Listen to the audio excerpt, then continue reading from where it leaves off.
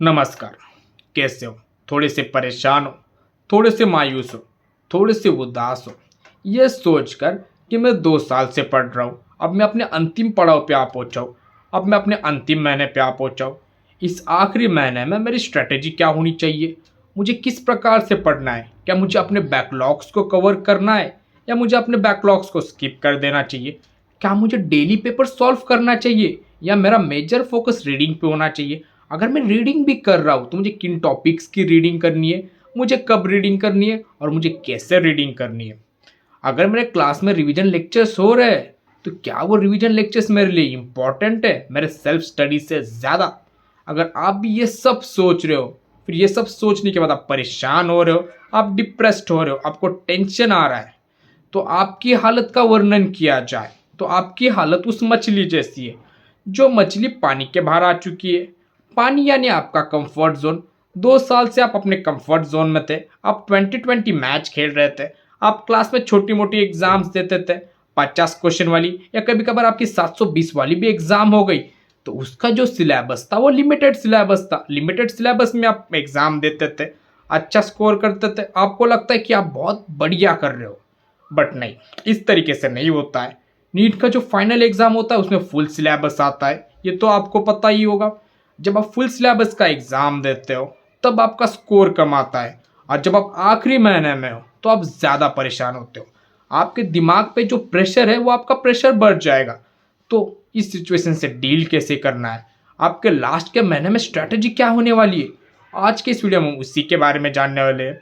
तो चलिए फिर वीडियो की शुरुआत करते हैं। मैं हूँ आपका होस्ट और दोस्त के, और जो इस वीडियो में नवीन है, जिन्हें पता नहीं, मैं उन्हें बता दूँ।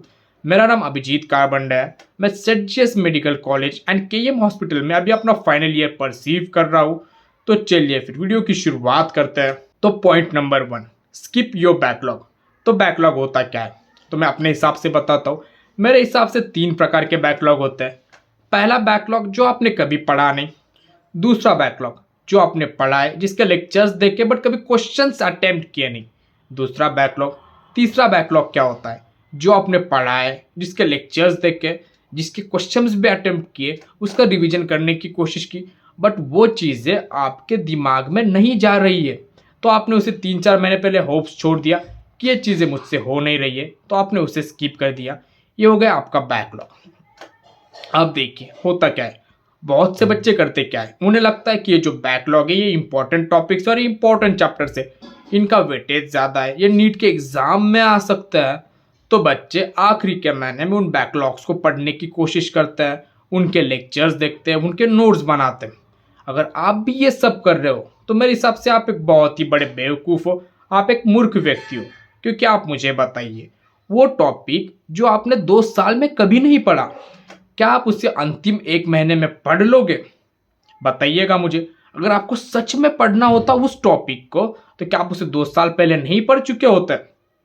मतलब जो व्यक्ति अभी बैकलॉग को कवर करने की कोशिश कर रहा है, वो खुद को मूर्ख बना रहा है, दूसरों को मूर्ख बना रहा है, और इन शॉर्ट वो अपने समय की बर्बादी कर रहा है, क्योंकि वो टॉपिक आपका अपर हैंड है भी नहीं। अगर आपने उन्हें पढ़ भी लिया तो क्या वो टॉपिक आपको 100% आएगा? नहीं आएगा। फिर वो टॉपिक आपको 100% आएगा नहीं, जो आपको आता है आप उसे करोगे नहीं। इसके लिए मैं आपको एक बेस्ट एग्जाम्पल बताता हूँ।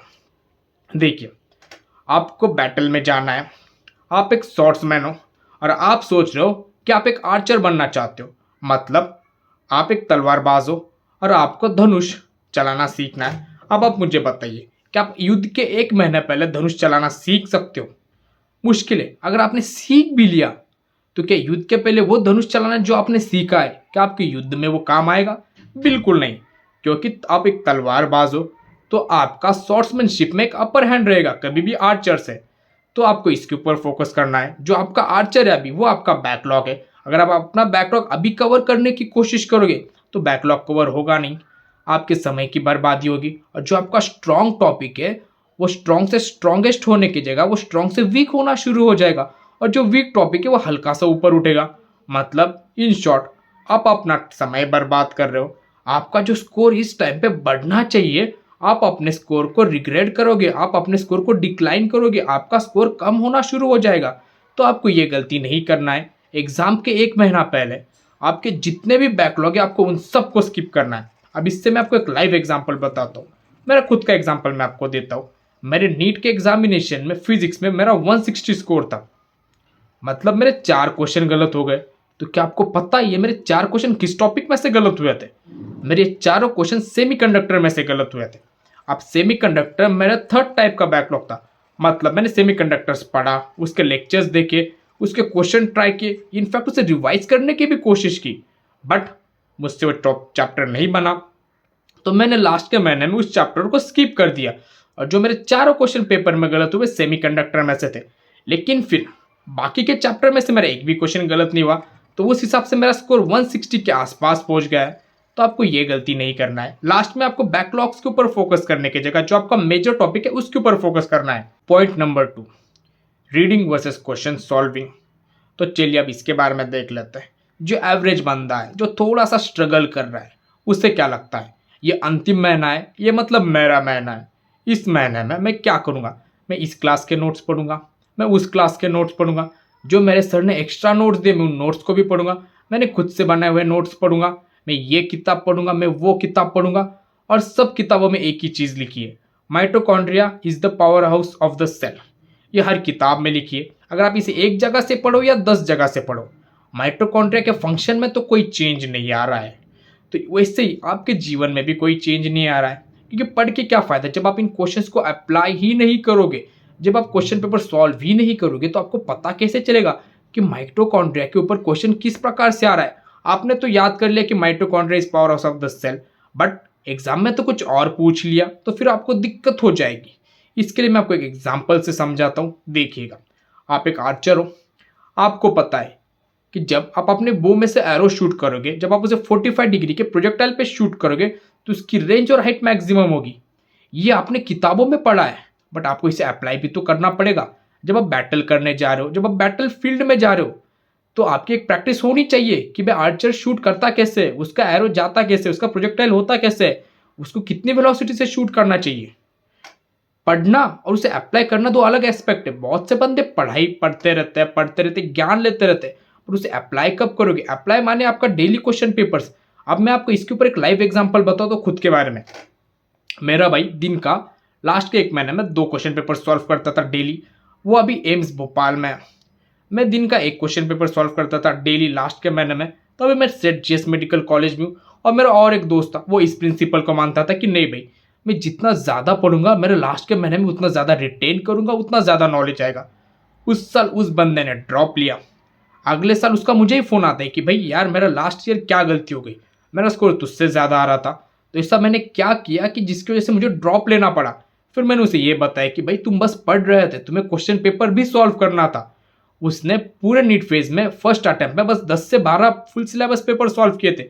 इतने से पेपर से नहीं होता है, 10-12 पेपर से कुछ नहीं होता है, आपको बहुत सारे पेपर सॉल्व करने पड़ते हैं, जिससे आपको आइडिया आता है कि आपको पढ़ना किस प्रकार से है।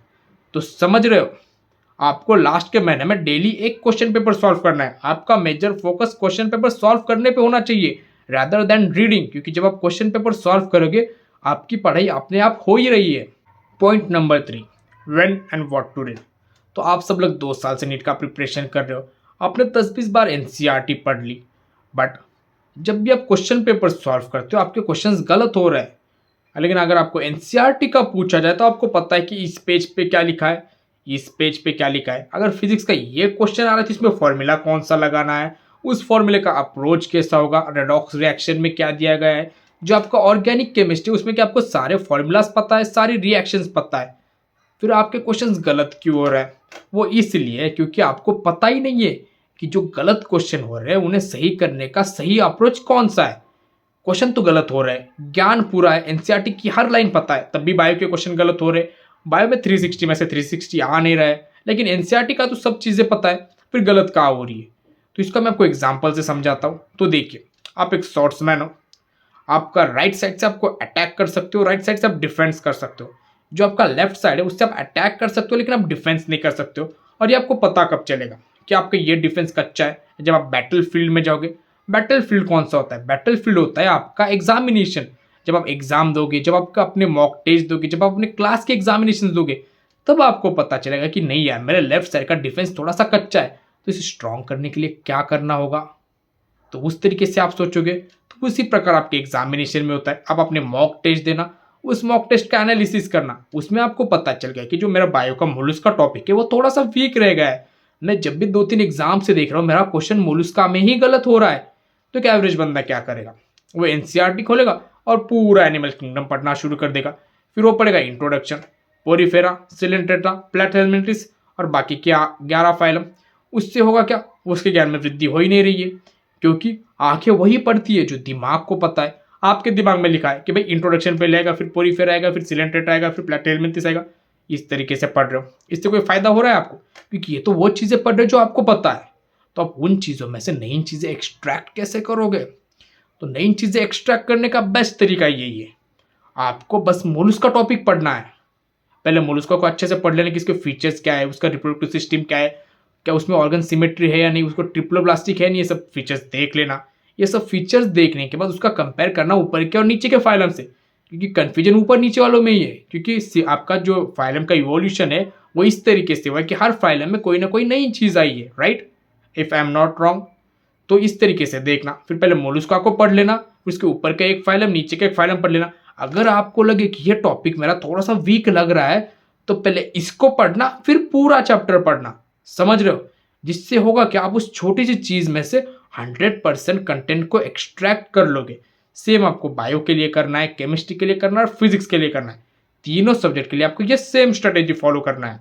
Point number 4, revision lectures versus self study. तो मैं आपको एक इंसिडेंस बताता हूँ इस टॉपिक को छेड़ने से पहले। मेरे पड़ोस के अंकल हैं, कल मुझे उनका फ़ोन आता है कि अभिजीत, जो मेरा बेटा है उसका 2-3 महीने से स्कोर कम आ रहा है, तो तुम आओ और उससे बात करो कि उसका स्कोर कम क्यों आ रहा है, क्योंकि पहले उसका स्कोर बहुत अच्छा आता था। फिर मैं गया, उनके बेटे से बात किया। आई वॉज लाइक यार बेटा, हो क्या गया है तुम्हें, तुम अच्छे से पढ़ाई करते थे, फिर तुम्हारा स्कोर कम क्यों आ रहा है? तो मैंने उसका शेड्यूल जाना और उसके शेड्यूल के कुछ की हाईलाइट्स मैं आपको बता देता हूँ। पहला, वो मॉर्निंग में उठता था, उसके पहचान के कोई तो भी सर है यूट्यूब पे, तो मॉर्निंग में उनका 2 से 3 घंटे का रिवीजन लेक्चर होता है डेली। वो आता है और वो रिवीजन लेक्चर देखता है। मैंने कहा तुम रिवीजन लेक्चर क्यों देखते हो? ही वॉज लाइक कि वो सर 2 से 3 घंटे में 7 से 8 चैप्टर कवर कर देते, जो मुझे खुद को कवर करने में पूरा दिन निकल जाएगा। मैंने कहा ठीक है, फिर तुम दोपहर में मॉक टेस्ट सॉल्व करते होगे। वॉज लाइक कि सवेरे मेरा 2 से 3 घंटा बर्बाद हो रहा है, मतलब मैं 2 से 3 घंटा पढ़ रहा हूँ, तो फिर मैं दोपहर में मॉक टेस्ट सॉल्व करके अपना समय बर्बाद क्यों करूँ? उसके जगह मैं सेल्फ स्टडी करता हूँ, थोड़े बहुत एनसीईआरटी पढ़ लेता हूँ, कुछ अपने क्लास के नोट्स पढ़ता हूँ। मैंने कहा फिर ठीक है, शाम में क्या करती हूँ? लाइक कि शाम में मेरा जो फिजिक्स का बैकलॉग है उसके लिए मैं लेक्चर्स देख रहा हूँ। मेरे क्लास के कोई तो भी सर है जो मुझे थोड़ा सा एक्स्ट्रा पढ़ा रहे हैं, मैं उनके लेक्चर्स देखता हूँ। फिर उस बच्चे का सीन देख के मुझे समझ में आ गया कि गलती क्या कर रहा है। उसकी गलती इतनी थी कि भाई वो रिवीजन लेक्चर्स देखता था और बैकलॉग कवर करने की कोशिश कर रहा था। अब आप मुझे बताइए, जैसे कि हमने अभी थोड़ी देर पहले देखा है कि कोई बंदा लास्ट के महीने में अपना बैकलॉग कवर क्यों करेगा? आप सिंपल बताइएगा। अगर आपको जो टॉपिक 2 साल में नहीं आया वो आपको आखिरी के महीने में आएगा नहीं। और आप रिवीजन लेक्चर्स क्यों देख रहे हो? क्या आप खुद से सेल्फ स्टडी नहीं कर सकते? इसका मैं आपको एक बेस्ट एग्जांपल बताता हूँ, देखिएगा। होता क्या है, आप एक आर्चर हो, इमेजिन कर लीजिएगा, पुराने एग्जाम्पल पे चलता है। आप आर्चरी का क्लास देख रहे हो कि भाई 45 डिग्री पे शूट कीजिएगा, फिर से प्रोजेक्टाइल की रेंज हाईएस्ट होगी, उसकी हाइट हाईएस्ट होगी, एक वेलोसिटी देना है, इस तरीके से शूट करेंगे तो आपके बो में से एरो निकलेगा और अपने टारगेट पे हिट करेगा। ये आपको पता है, आप उसे रिवीजन लेक्चर में देख रहे हो, उसे अप्लाई नहीं कर रहे हो, खुद से पढ़ नहीं रहे हो। आप कह रहे हो कि सर ये जल्दी पढ़ाता है, आप वो वीडियो 2x 3x पे देख रहे हो और वो सर भी आपको वही पढ़ाता है जो की पॉइंट्स है। वो एनसीईआरटी के डीप में नहीं जाएंगे, वो आपको लाइन बाय लाइन नहीं बताएंगे, वो आपको बस इतना बताएंगे कि mitochondria is powerhouse of the cell. अगर आप ये पढ़ के क्या ही फायदा, मुझे बताइएगा। वो सर आपको रोज सेम चीज़ बताएंगे क्योंकि वही चीज़ है वो जो सर को पता है। लेकिन जो बंदा खुद से एनसीईआरटी पढ़ता है वो इस एनसीईआरटी में से हर बार कुछ ना कुछ नई चीज़ें एक्सट्रैक्ट करता है। तो आपका मेन फोकस लास्ट के 1 महीने में खुद से एनसीईआरटी पढ़ने पे होना चाहिए रैदर देन आपका वीडियो देखना। क्योंकि ये पॉइंट मैं अपने वीडियो में ऐड इसीलिए किया है क्योंकि उस बच्चे का सीन देख के मुझे समझ में आ गया कि बहुत से बच्चे हैं जिन्हें ये लगता है कि सेल्फ स्टडी में जो चैप्टर्स पढ़ने में आपको 7 से 8 घंटे लग रहे हैं वही चैप्टर्स आप ऑनलाइन देख के 2 से 3 घंटे में खत्म कर सकते हो। और उसका बेनिफिट ही क्या है? आप उसे बस सुन रहे हो और देख रहे हो, आप उसे पढ़ नहीं रहे हो। तो आपके इस कान से आके इस कान से निकल जाएगी वो चीज़ें। आपके दिमाग में रिटेन होने के लिए उसे आपको खुद से पढ़ना होता है। तो की लेसन यही है कि आपको ऑनलाइन लेक्चर्स देखने की जगह लास्ट के महीने में सेल्फ स्टडी पे ज़्यादा फोकस्ड होना है। Point number 5, notes versus NCERT. तो ये स्टूडेंट टू स्टूडेंट डिफर करता है। कोई बंदा अपने नोट्स पढ़ना पसंद करेगा, कोई बंदा एनसीईआरटी पढ़ना पसंद करेगा। अगर आप मुझे पूछोगे कि मैं खुद से क्या पढ़ूंगा, तो मैं खुद से एनसीईआरटी ही पढ़ना पसंद करूंगा। अब वो इसलिए कि जो आपके नोट्स होते हैं आप उन्हें शॉर्ट नोट्स कहते हो। जो चीज़ एनसीईआरटी में 20 लाइन में लिखी है वो आप अपने खुद के नोट्स में उसे छोटा करके 4 लाइन में लिख देते हो। बात तो वही हो गई ना। आप वो पैराग्राफ नहीं लिख रहे हो, आप उस पैराग्राफ का मतलब लिख रहे हो। फिर जो आपका नीट के एग्जामिनेशन में क्वेश्चन आता है, जो आपका मैच द फॉलोइंग आता है, जो आपका असर्शन रीजन आता है, उसमें सीधा एनसीईआरटी की लाइन उड़ा के डाल देते हैं। समझ रहे हो, उसमें एनसीईआरटी की सीधी लाइन आ जाएगी, बट आपको उस लाइन का मतलब पता है, बट आपको एग्जैक्ट लाइन नहीं पता है कि क्या लिखी गई है। फिर आपके क्वेश्चन गलत करने के चांस ज़्यादा बढ़ जाता है। तो लास्ट के महीने में आपको जो पढ़ना है, आपको अपना एनसीईआरटी ज़्यादा पढ़ना है अपने नोट से। ये तो हो गई नोट्स वर्सेस एनसीईआरटी की बात। अब ये जान लेते हैं कि आपका जो टाइम होगा तो आपको टाइम मैनेज कैसे करना है। अगर आप लास्ट के महीने में दिन में 10 घंटा पढ़ रहे हो, मैं 10 घंटा एवरेज पकड़ के चल रहा हूँ, अगर आप दिन में 10 घंटा पढ़ रहे हो तो आपको 5 घंटा बायो पढ़ना है, 3 घंटा केमिस्ट्री पढ़ना है और 2 घंटा फिजिक्स पढ़ना है। अभी ऐसा क्यों पढ़ना है, इसका रीज़न तो आप जानते ही हो कि फिजिक्स में बस फॉर्मूला है, थोड़े बहुत फॉर्मूला पढ़ लिए, थोड़े बहुत क्वेश्चंस लगा लिए तो आपका हो जाएगा। बायो में आपको पूरा एनसीईआरटी का थ्योरी याद करना है। केमिस्ट्री में आपका इनऑर्गेनिक केमिस्ट्री हो गया, आपको वो याद करना है। ऑर्गेनिक केमिस्ट्री की रिएक्शन याद करना है। फिजिकल केमिस्ट्री आपके फिजिक्स जैसा हो जाएगा, तो उसमें ज़्यादा मेहनत करने की ज़रूरत है नहीं। तो इस तरीके से आपका नोट्स वर्सेस एनसीईआरटी का पॉइंट भी सॉल्व हो गया। तो चलिए फिर आज के वीडियो में यहीं पर रुकते हैं। अगर आपके मन में कोई सवाल होगा या आपको मुझसे कुछ पूछना है, आपको मुझसे बात करनी है, तो ये मेरा इंस्टाग्राम हैंडल है, आप इसके ऊपर मुझे मैसेज कर सकते हो। या आपके मन में कोई और सवाल है तो आप उसे कमेंट बॉक्स में भी डाल सकते हो। बाकी वीडियो को लाइक और चैनल को सब्सक्राइब कीजिएगा। मिलते हैं अगले वीडियो में।